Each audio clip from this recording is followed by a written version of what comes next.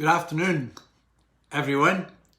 Welcome to St.Andrew's Presbyterian Church in Barry and to session 4 of our 5-part session called Bible Map 101, where the goal has been to give you an overview of the Bible in very general terms, but one that will help to make the Bible more meaningful, accessible, and practical for you in your own daily study.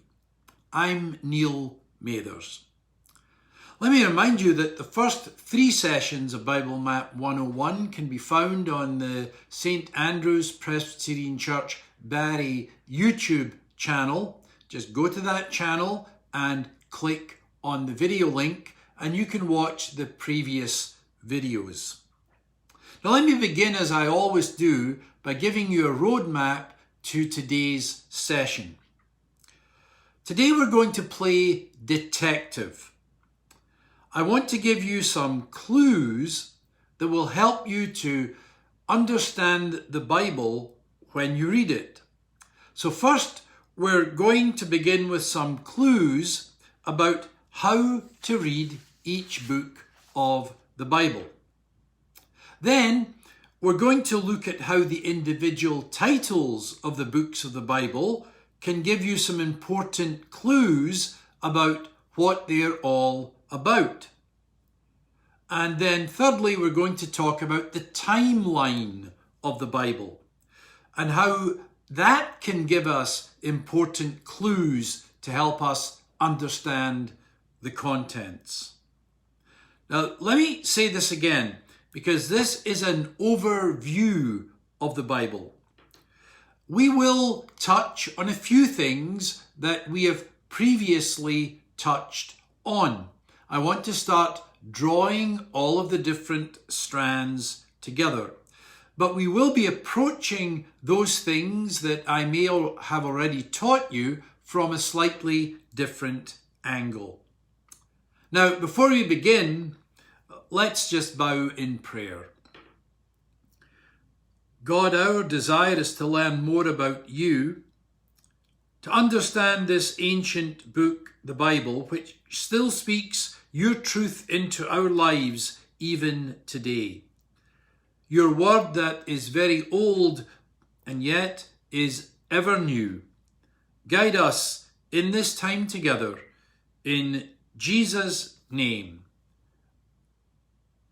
Amen. So, we're going to look at some Bible clues. I'm going to give you, to begin with, some clues on how to read each book of the Bible. Now, do you remember how I explained in a previous session that the Bible is not one book? The Bible is, in fact, a series of different books. The word Bible comes from the same root word as the word bibliography, which means a collection of books with a common theme. Now, in the Bible, this common theme is represented by books of law, history, autobiography, and letters. Now, let me say that again. In the Bible, this common theme is represented by books of law, history, and poetry, songs, proverbs, and prophecy, biography, autobiography, and letters.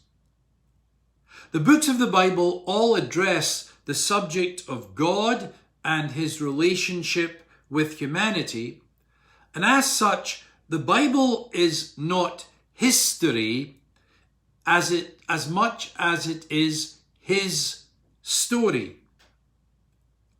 So guess what? You have to apply the same rules to reading the Bible that you do to the other books that you read. You have to read the 5 law books. That's Genesis, Exodus, Leviticus, Numbers, and Deuteronomy. You need to read them as law books. That's why they're full of so many rules and regulations and commandments. Because these law books were meant to guide and to regulate the life of God's chosen people, Israel. That's why you find various commandments and rules for worship and instructions about what religious festivals to observe and laws about what kind of food to eat and what food not to eat. Laws about how to live in community, sentences for law breaking. Again, you have to read the law books as legal books. Then you have to read the history books like Joshua, Judges, the books of Kings and Chronicles as history books. You have to read them as factual records of the events that took place and the lives of the people who lived during those events. You have to read them in their historical context with an awareness not only of what is happening in the country of the Bible, but also in the wider world as well. Then again, the same theme, you have to read poetry and song books like Psalms and Proverbs and the Song of Solomon as poetry. You need to interpret the images in those poems and songs, just as you would need to interpret the images in the poems and song lyrics that you read today. You also have to remember that although some of those images are universal, such as being able to count not being able to count the number of stars in the sky, other images are particular to when the Bible was written. You need to do a little bit of research about them. Now, for example, Jesus told a parable, I'm sure you know, about a farmer who went out in the spring to sow seeds in his field. The image is of a farmer with a bag of seed around his neck, throwing handfuls of seed into the ground, some of it falling on good ground, some of it falling in rocky ground, some of it falling on a hard-trodden pathway. In that parable, you're not going to find modern images of tractors or combine harvesters in the Bible, because these are modern inventions and modern farming practices. Because language does change so much and images change, it's always good, I think, to have a modern translation of the Bible nearby if you're not using one, because they will often employ images that we can understand more readily. Now, in the same way, you have to read the book of Proverbs as a collection of wise sayings that emerge out of ordinary life experience. By the way, did you know that many of the common expressions that we still use today come out of the Bible? Things like pride comes before a fall. That's found in Proverbs chapter 16, verse 19. Or you might talk about someone as being the apple of your eye. Well, that image is found in Zechariah chapter 2, verse 8. Or we often talk about the letter of the law. That's found in 2 Corinthians chapter 3, verse 6. And those are just three examples of many, many examples that I can give you. Next, you need to read prophecy. Books like Isaiah, Jeremiah, Ezekiel, and Revelation as prophecy. Recognizing that prophecy has a strong historical element and application to it. It is forthtelling. That is, it's interpreting the times that people lived in, as well as foretelling, telling about what's going to happen in the future. And that means that you need to understand the history of the time in which the Bible was written in order to put the books of prophecy into context. One of the best ways of doing that is to invest in a really good study Bible that has good footnotes. And I'm going to talk about that next week. Now, to move on, you have to read biography and autobiography the same way you would read any other biography or autobiographical book that you would read.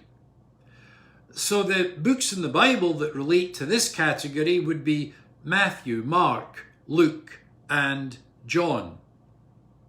You have to realize that they are recording the life, the times, and the words of people.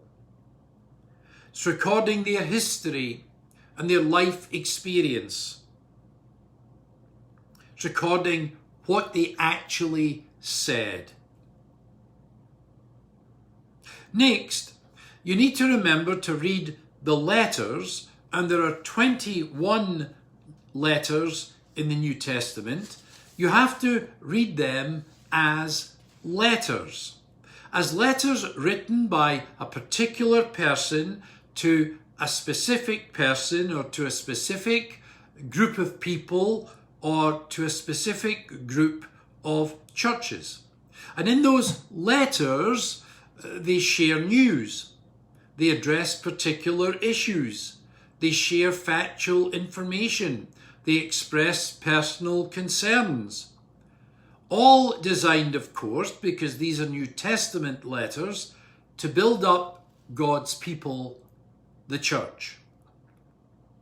So just like the letters that we write, the letters in the Bible are all different. Now, let's look at the geography of the time. Here is a map. The map explains where certain places are. The island of Crete, where Paul was shipwrecked. And then the places where Paul wrote letters to. Corinth, he wrote to the Corinthians. Thessalonica, he wrote to the Thessalonians. Philippi, he wrote to the Philippians. Ephesus, he wrote to the Ephesians. Colossae, he wrote to the Colossians. And we need to understand that these are letters written to Christians in real places. Now, let's think about the letter that Paul wrote to the Corinthians. He actually wrote two letters. He wrote 1 Corinthians and 2 Corinthians. Corinth was one of the ancient cities of Greece. Now, the first letter was written because Paul had heard that the congregation, this new congregation of Christian believers, was divided, and that the members are struggling with division and immorality and idolatry and theological confusion about what to believe. Remember that these new Christians had just come out of the pagan world and into faith in Jesus. It's an infant church full of brand new Christians. So Paul writes this first letter to correct what is wrong and to set them back on the right path. The second letter that Paul wrote, 2 Corinthians, was written about a year after the first letter, and it addresses a different set of issues. It's written not to rebuke or to correct the congregation as was 1 Corinthians, but to strengthen the faithful majority of its members. Now, in contrast, the letters to Timothy, and again there are two separate letters called 1st and 2nd Timothy, were not pastoral letters written by a missionary to a congregation, but individual letters written to Timothy by the Apostle Paul, who was Timothy's mentor. Paul is giving Timothy guidance in these letters. He's mentoring a junior colleague. The two letters of Peter, the disciple of Jesus and a leader of the early church, 1st and 2nd Peter, are different again. They were not written to a specific individual. They were not written to a specific congregation. They were written to a collection of persecuted Christians scattered throughout the northern part of Asia Minor. And the tone and the content of Peter's letters reflect that situation. So again, let me just repeat what I've said often today already. When it comes to reading the books of the Bible, you have to be aware of the kind of literature that you're reading and what the context for that literature is. Now, just so I can confuse you a little bit more, I said that there were 21 letters in the New Testament. Well, there are, but you'll find 7 more very brief letters buried in the early chapters of the book of Revelation. These are called the letters to the 7 churches. The 7 churches are number 1, Ephesus, number 2, Smyrna, number 3, Pergamos, number 4, Thyatira, number 5, Sardis, number 6, Philadelphia, number 7, Laodicea. And then on the left-hand side of the map, you'll see the island of Patmos. Patmos is where John, the author of these 7 letters, was living at the time of writing. Now, these 7 letters written by John have a particular context. These were 7 very real communities. They were real churches in real places, relatively close to each other geographically, and all within Asia Minor. Bible scholars think that it's possible that John, who you'll remember was one of Jesus' disciples, and who also authored the book of Revelation, had ministered to these 7 congregations at some time. Or it may be that on the island of Patmos, as he looked out over the waters, he imagined these 7 places, these 7 churches that he knew about. So yes, the book of Revelation is indeed a book of prophecy. But remember what I said before. Prophecy is rooted in history and fact, as well as in looking ahead to what is yet to come. And as such, the lessons that we learn from the experiences of these churches in Revelation are intended to inform our church life today. Now, here's another important point, and I have mentioned this before as well. The book of Revelation includes in it many references and quotations from both the Old and the New Testaments. It's not all new stuff.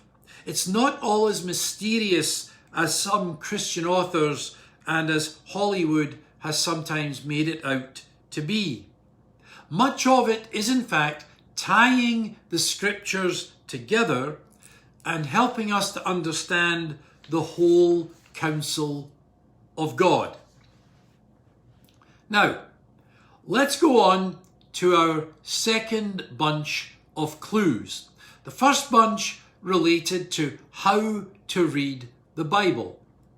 The second bunch of clues is around the subject that names are important. That names are important. That the name of a book of the Bible helps you to understand its content.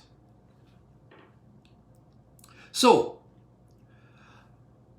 the book of Genesis, for example, the word Genesis means beginnings. Genesis is the book of beginnings.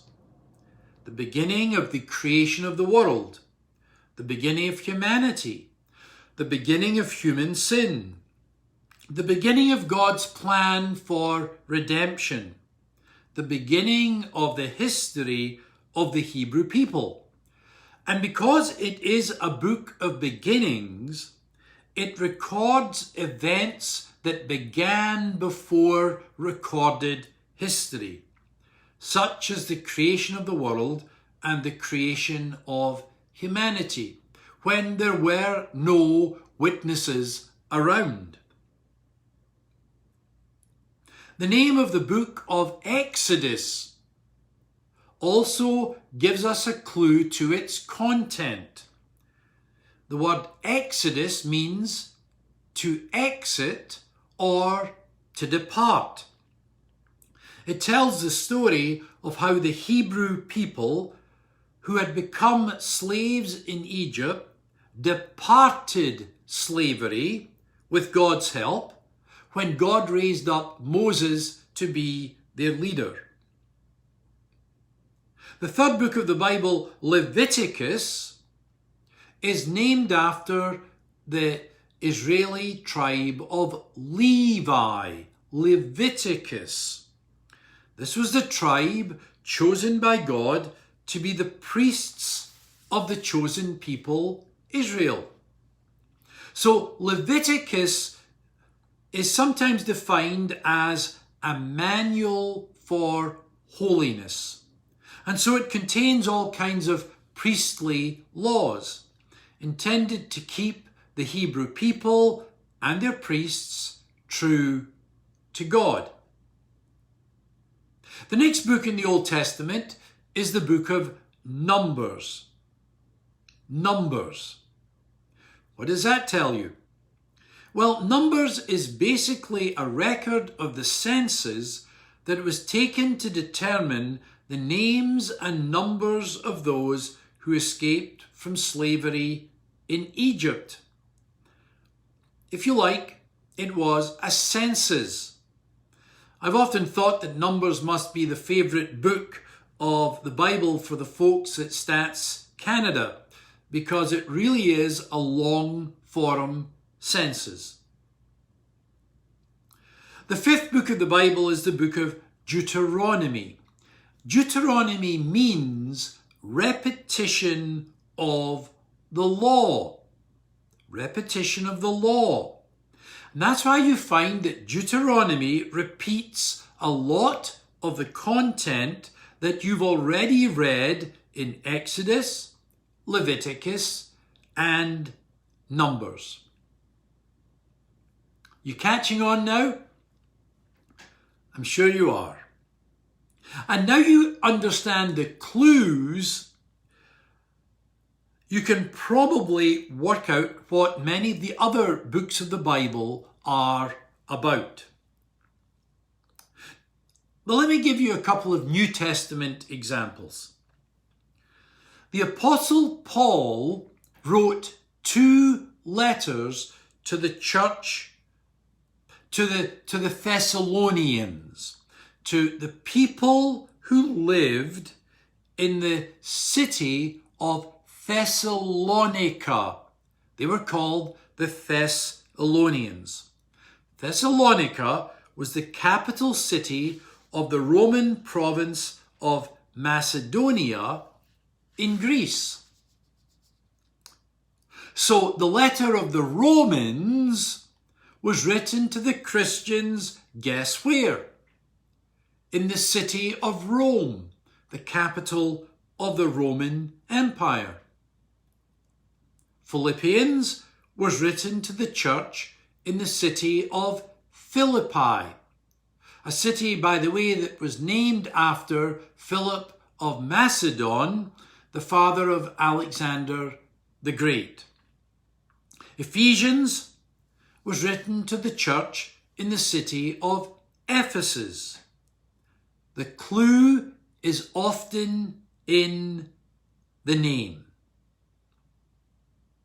Now let's move on to the third part of today's session as we talk about Bible clues. In order to understand the Bible clues, you also need to understand the timeline of the Bible. And this is where it can get really, really, really, really confusing. If you ever tried to read the Bible from cover to cover, beginning in Genesis and ending in Revelation, I'm sure you've got confused more than a few times. You see, in our modern, tidy, scientific minds, we often think that the chronology of the Bible is a straight line from God creating the world in the book of Genesis to God creating a new heaven and a new earth in the book of Revelation. So we assume in our tidy scientific minds that every book of the Bible follows in the order it was written, and that all the dates fall into sequence because of that. No, they don't. Remember that although the Bible is a historical record, above everything else, it is a theological record. The Bible is controlled by our thinking about God, not by the chronological dates of human history. So here is a very basic Bible timeline. Now, because this is an overview of the Bible and not a detailed one, I'm going to give this in quite a general sphere. So here is the first part. The first 5 books of the Bible, that's Genesis through Deuteronomy, covers the period from the creation of the world to about 1400 years before Christ. By the way, just as an aside to that, most of us grew up with BC being before Christ and AD, Anno Domini, being the years after the birth of Christ. Today, the popular term is BCE, which is before the Common Era. And after the birth of Christ, CE, the Common Era. So simply be aware, if you see that in anything that you read, that BC, before Christ, and BCE, before the Common Era, is the same thing, and that AD, Anno Domini, the year of our Lord, and CE, Common Era, are also the same thing. The next major section of the Bible, basically the history books, span a timeline from 1400 years before Christ to about 4,000 years before Christ, a period of around 1,000 years. This is the time that ends when the voices of prophecy become silent with the proclamation of the prophet Malachi. And the word of prophecy is not going to be heard again in Israel for 400 years until John the Baptist appears in the New Testament to announce the coming of Jesus. Now, here's where things get complicated. The 5 poetical books, that's Job, Psalms, Proverbs, Ecclesiastes, and the Song of Solomon, and the 17 books of prophecy, that's all the way from Isaiah to Malachi, do not necessarily follow chronologically after one another. In fact, all of these poetical and prophetic books actually walk alongside the events that are recorded in the 12 history books. So you have your history unfolding, and into this history, God sends songwriters and poets and prophets to speak to the events as they're unfolding in history, to speak to the people who are involved in that history. Let me try and explain it this way.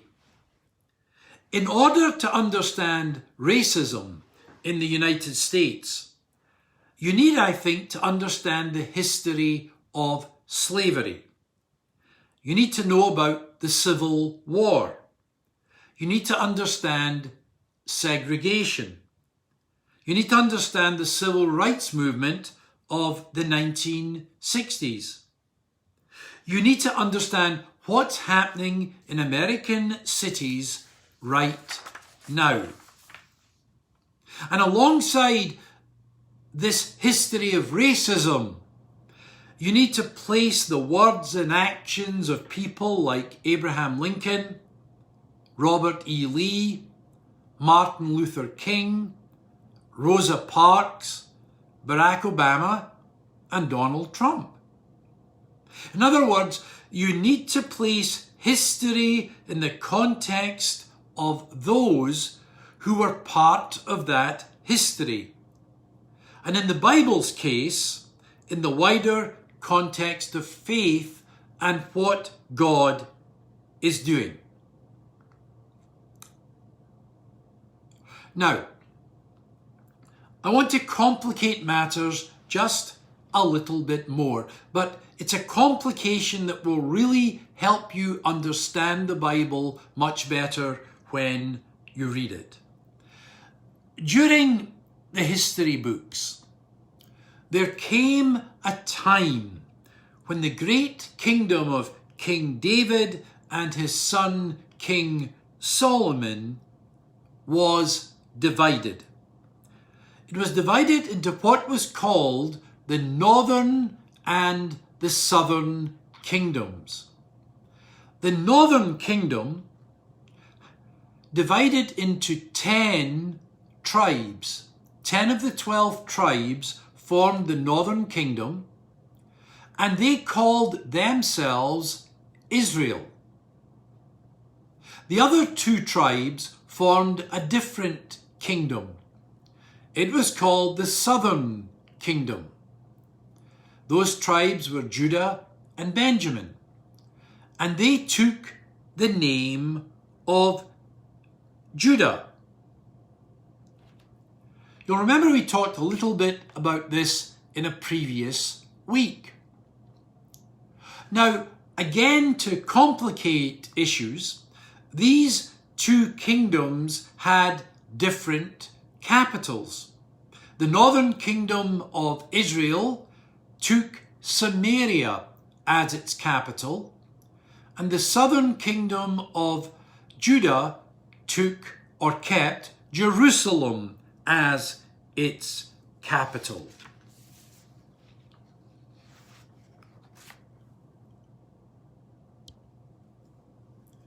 Now, these two kingdoms that used to be together now had two distinct monarchies and two distinct histories, although those histories were sometimes intertwined. And that's why you read things like this in the Bible, and this is a clue now to understanding them. This is from 1 Kings chapter 22, verse 51. We read, "In the 17th year of the reign of Jehoshaphat of Judah." So he's talking about the reign of Jehoshaphat, who was king of the southern kingdom called Judah. And at that time, Hazael, son of Ahab, became king of Israel. Israel is the northern kingdom. And he ruled in Samaria, that's the northern capital, for 2 years. 2 kingdoms, 2 kings, 2 separate countries with different economic, political, and social differences, and yet still part of God's people. So, this is really important in terms of clues. We have to understand that sometimes God sent a prophet to declare his word to both of these separate kingdoms, because they were all part of God's people. But sometimes he sent one prophet only to the northern kingdom. Sometimes he only sent another prophet to the southern kingdom. Why? Because the kingdoms were different as well as being very similar.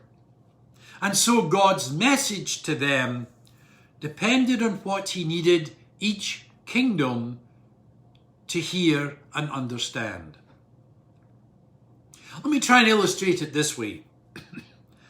Early in my ministry, I had what was called a 3-point charge.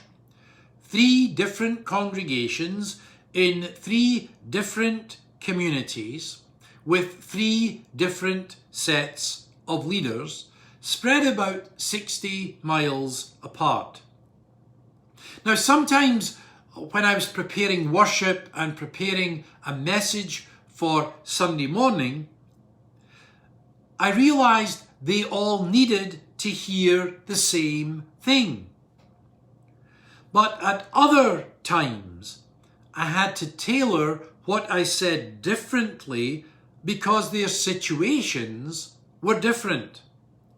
Well, that's what happens when God is sending different prophets to the southern kingdom than he is to the northern kingdom. He's sending different messages. And when he needed both kingdoms to hear the same message, he sent a prophet to both of them. Now, with that clue in mind, you can look for more clues. For example, this is Micah chapter 1 verse 1. it begins with these words. The Lord gave this message to Micah, that's the prophet of Moresheth, that's where he came from, during the years when Jotham, Ahaz, and Hezekiah were kings of Judah. So this roots it in history. We're talking about the southern kingdom. They were kings of Judah. But then it says, the visions he saw concerned both Samaria, that's the capital of the northern kingdom, and Jerusalem, that's the capital of the southern kingdom. So right there in that clue, Micah is saying that he was sent by God to declare warnings to both the northern and the southern kingdoms. Now, let's go to Isaiah the prophet, chapter 1, verse 1. These are the visions that Isaiah, son of Amos, saw concerning Judah and Jerusalem. So Isaiah's visions are about the southern kingdom. But it also says he saw these visions during the years when Uzziah, Jotham, Ahaz, and Hezekiah were kings of Judah. So, what kingdom did God send Isaiah to minister to? Isaiah himself tells you. He was sent to Judah, the southern kingdom, and to Jerusalem, that was the capital of that kingdom. So now you have this basic understanding of the divided kingdom. You can look for the clues yourself. And those clues you're going to find are going to give you a much better understanding of the prophets and their words. Now today, I've intentionally concentrated mostly on the Old Testament because it is much more confusing to us than the New Testament. But remember the timeline. The first 5 books of the Old Testament run from before time to around 1400 years before Christ. The remaining 34 books cover a period of about 1,000 years from 1400 BC to 400 BC, when at that point the voice of prophecy becomes silent for around 400 years. And now God's people are a conquered people under a succession of empires. After the time of the divided kingdom, there were the Persians, the Greek Empire, finally the Roman Empire. The point is that God's timing is not our timing. And that explains Galatians 4 verse 4 in the New Testament, that begins with these words, "And when the right time came, God sent his Son." The Old Testament is all leading up to the right time when God sent his Son. And so the New Testament Gospel of Matthew, which was not the first gospel written, but is placed there because it begins this way. This is a record of the ancestors of Jesus the Messiah, a descendant of David and of Abraham. There, the New Testament again is being grounded in the Old Testament. Mark's Gospel does the same thing. This is the good news about Jesus, the Messiah, the Son of God. It began just as the prophet Isaiah had written. Again, the New and the Old Testament linked together. And then the Gospel of John begins, that in the beginning the Word already existed. He existed in the beginning with God. That's taking us right back to the beginning of the Old Testament and God's works of creation. And then John continues in verse 14, so the Word became human and made his home among us. That's talking about Jesus.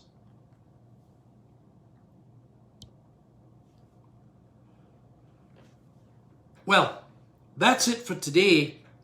I hope you found this session helpful, and I know that we have covered a huge amount of material, most of which will be new to many of you. So I hope you will go to our YouTube channel and review it when you have time, and have your notebook out and have your Bible out, and just take this time to learn more of the clues that will enable you to read the Bible so it becomes more meaningful, accessible, and practical to you. Next week, we're going to take a very familiar passage. We're going to take the Christmas story as it's written by the Gospel writer Luke. We're going to apply all the things we've been learning over these last 4 weeks. And you'll never look, I promise, at the Christmas story the same way ever again. Have a great week. God bless you. Stay safe. Bye for now.